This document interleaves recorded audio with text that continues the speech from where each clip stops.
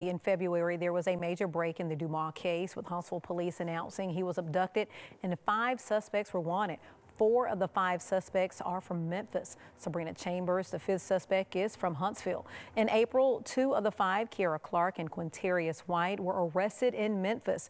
News 19's chief investigative reporter Brian Lawson joining us now. And Brian, you've taken a look at how this investigation has unfolded. What stands out to you? Well, that from the early days of this case, police had an idea of the trail they needed to follow. Clark was transferred to the Madison County Jail in July. White has opposed extradition, which means Alabama's governor had to write Tennessee's governor asking for his transfer. That process is still unfolding, but prosecutors say he will be brought to Huntsville.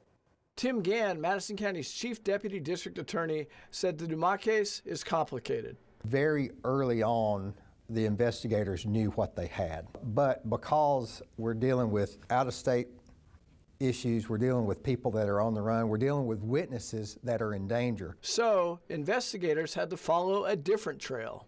It's more of a technology case than it is a whodunit or anything like that.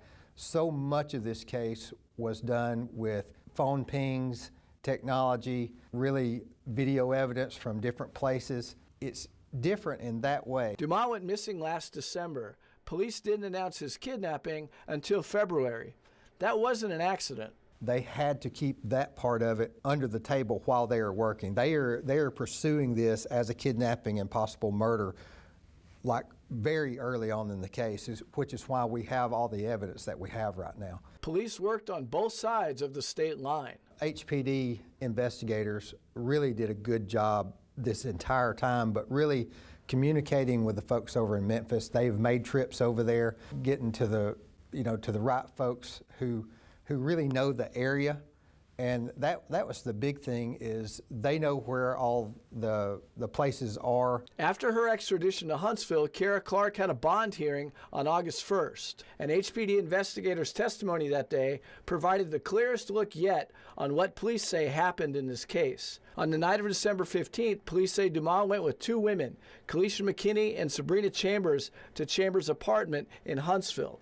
Records show Dumas had paid McKinney. Police suspect Quintarius White ran prostitutes, including McKinney and Chambers. Police didn't say what happened in Chambers' apartment or when White might have showed up. But investigators did say Clark and White thought they could force Dumas to give up his bank information. It appears the plan was to take Dumas to Memphis. Police say on December 16th, Clark sent White text messages urging him to torture Dumas for the bank information, and she told him to dump Dumas' phone.